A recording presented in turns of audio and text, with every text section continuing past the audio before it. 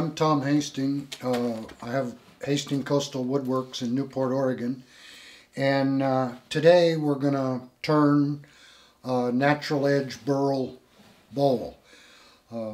Some of the things that could be made out of a natural edge in a burl. Here's a pencil cup that's got a natural edge.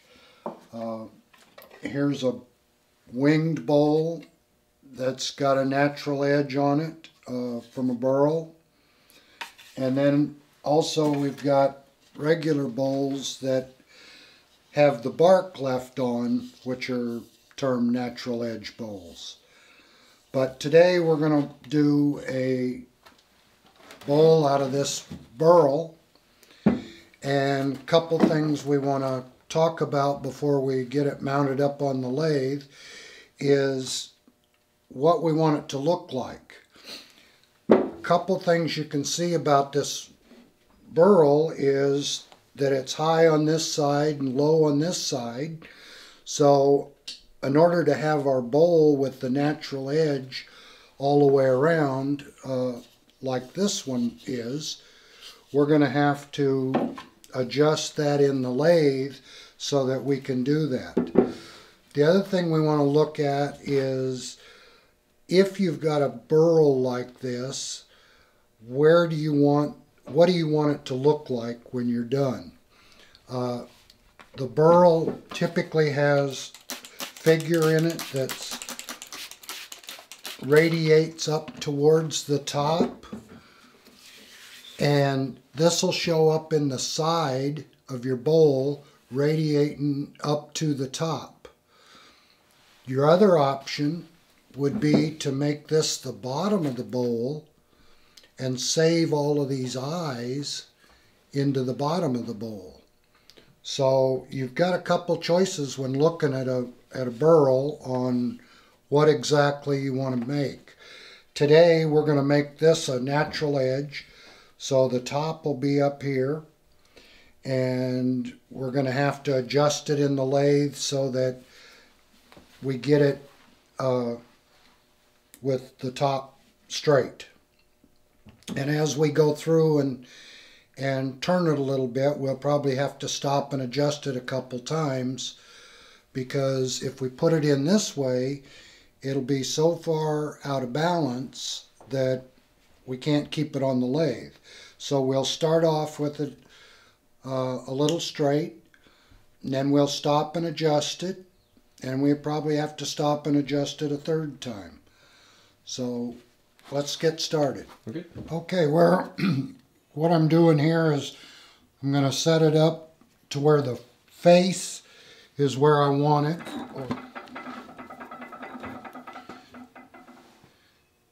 And I want to balance it as much as possible so I have less vibration. So I've got this pretty well balanced. It's not quite square, but I've got too much wood over here. So I'm going to take a little bit of wood off and then I'll reposition it. I'm going to start off pretty slow here. I'm going to start off using a 5/8 bowl gouge. I've got kind of an Ellsworth grind on it.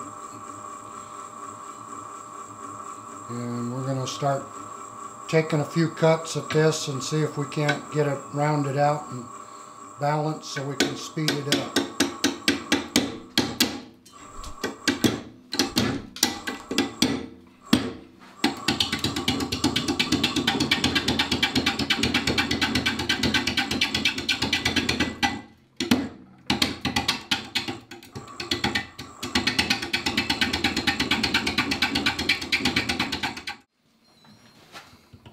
Readjust the tool rest a little bit and see if I can't take this edge off.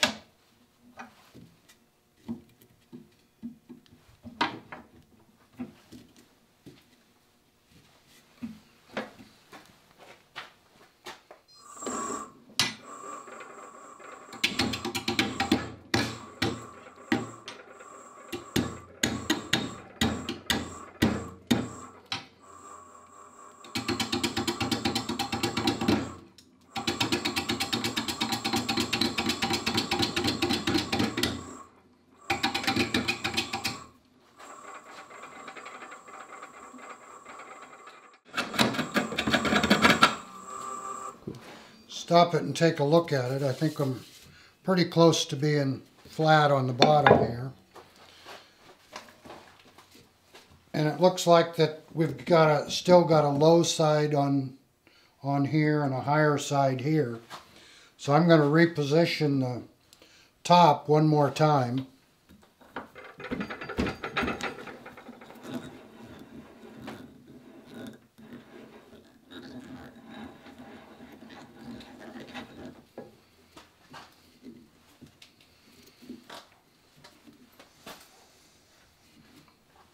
That gives the top a little bit more flatness. Gives me a little more to take off here.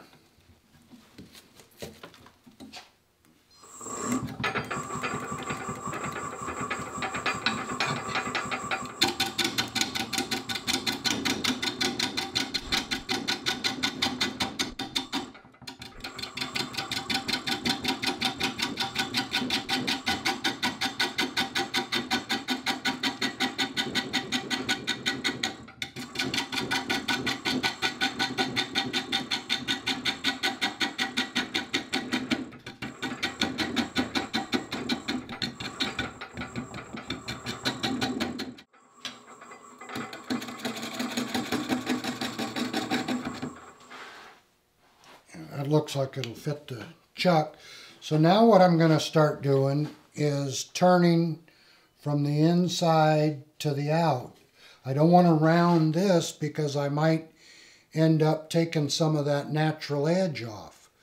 So I'm going to start from this tenon where I want my foot, and I'm going to start working to the upside on the outside, getting rid of some of this wood.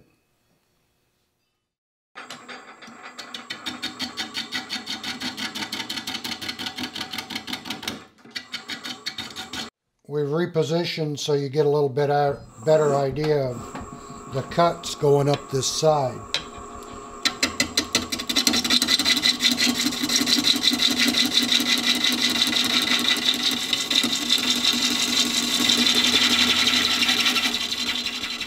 Might look like I've gone a little too far, but as you can see, this is round down here and we're still square up here. Our grain's starting to show up.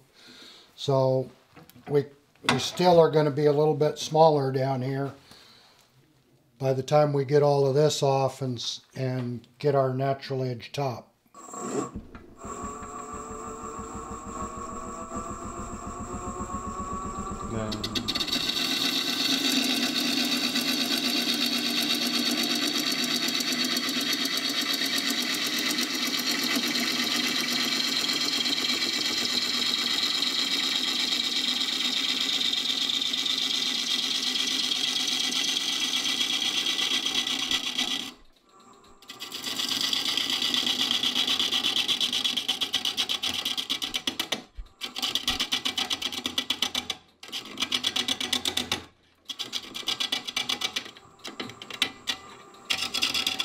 As you can see, I'm up to the top here, pretty much all the way around. Got rid of the square and got one little spot there, so maybe one more cut, and I'll bring that up and have the burl is all that's going to be left on top.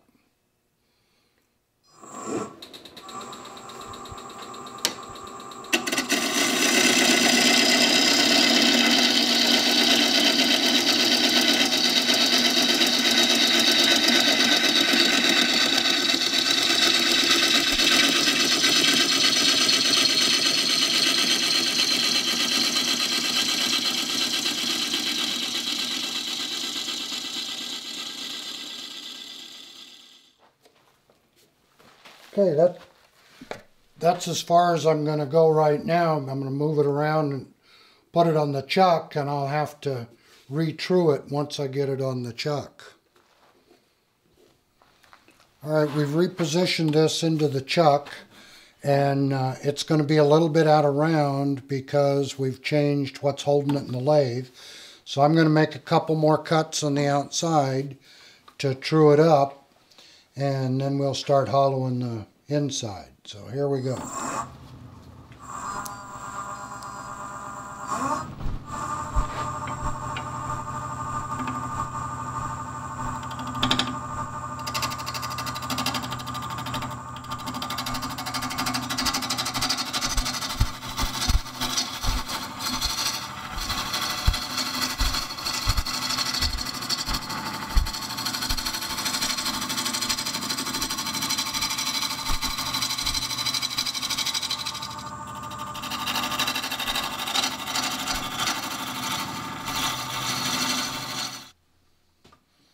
Okay, we've got this trued up now on the outside, so we're going to turn around and start turning the inside, leaving about 1/2 inch of natural edge around the edge of it. And you can see that we're starting to get some grain in here to pop out and show. So I've reset and I'm ready to start hollowing out. I'm going to start hollowing from the center, moving to the outside.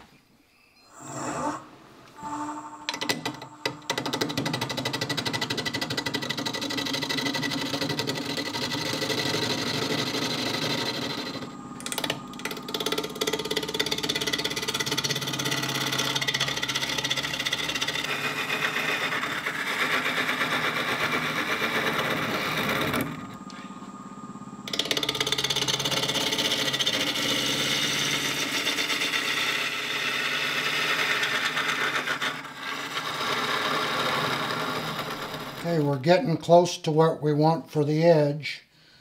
We're about 3/4. We're going to bring it down to about 1/2 inch. So 1 or 2 more cuts and we'll have the edge done.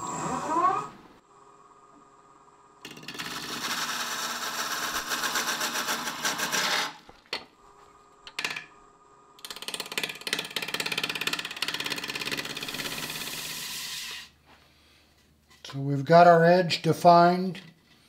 And we're down to where we're pretty even all the way across. So now I can come back to the center and start working this center out. And then I'll come back and get those edges.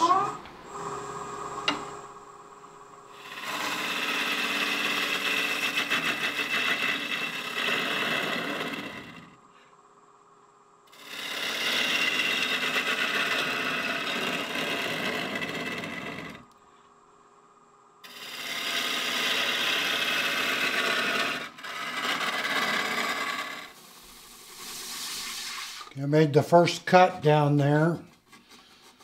Looks like it's same thickness. So we'll go back to the center and start working down some more.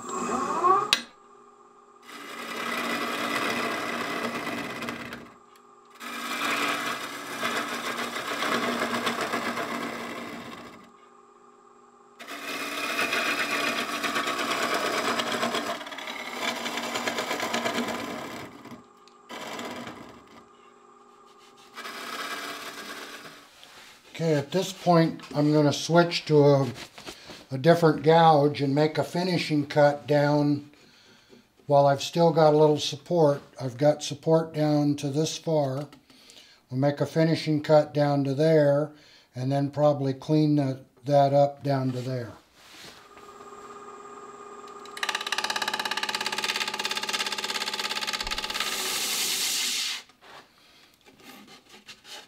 So that made it pretty even there, and I put a finishing cut, got rid of some of these tool marks, and I'll work that down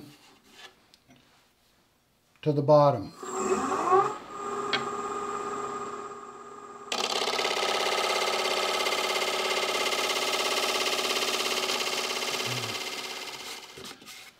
I'm pretty even down to this point and got a nice cut where I can sand the rest of that out.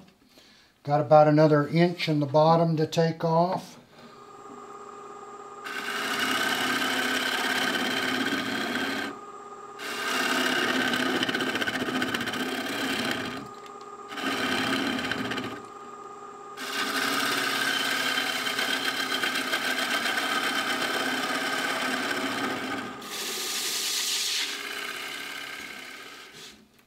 Okay, I've got it to my depth. I've got a little bit of a ridge right here where I need to take my finishing cut down to the bottom.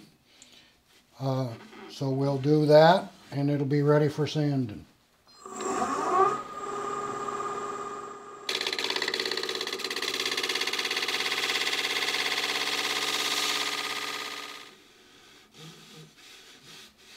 Okay, I'm going to use my scraper and get that tip out of the bottom.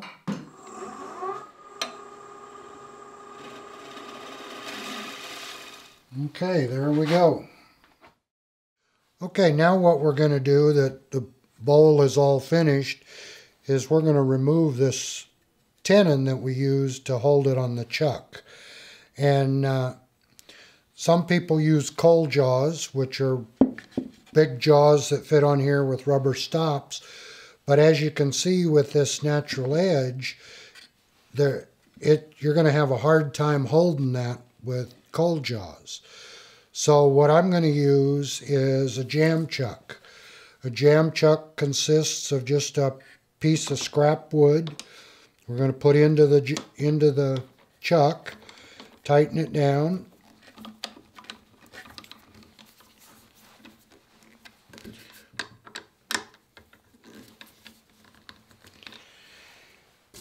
I've got a piece of closed cell foam here that I'm going to stick in the bottom of the bowl.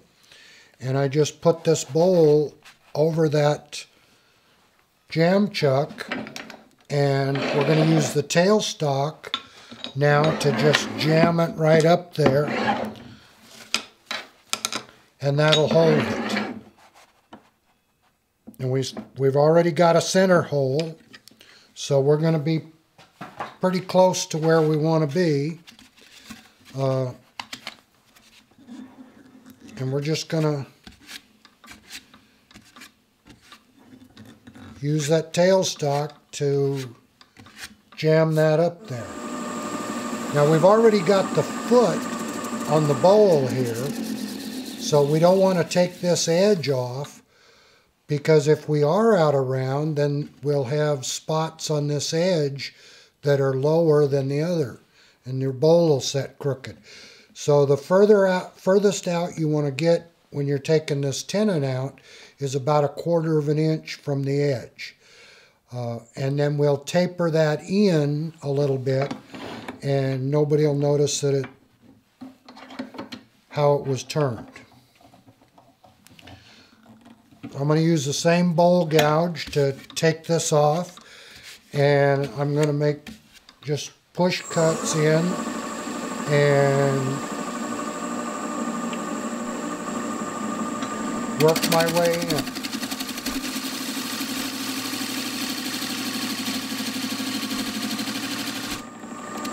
Don't want to take too big a cut, don't want to move too fast.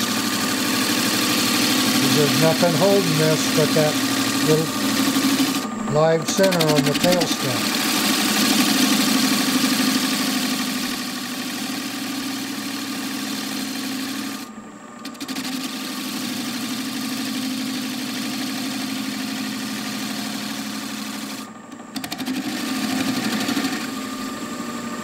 Now I'm going to come back here and I'm going to stay away from that outside edge, but I'm going to concave this just a little bit.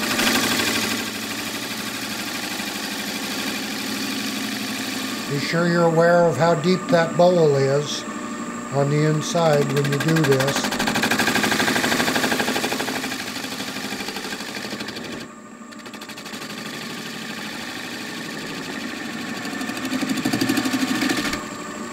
I'm going to switch over to my finishing gouge and make a finishing cut on this.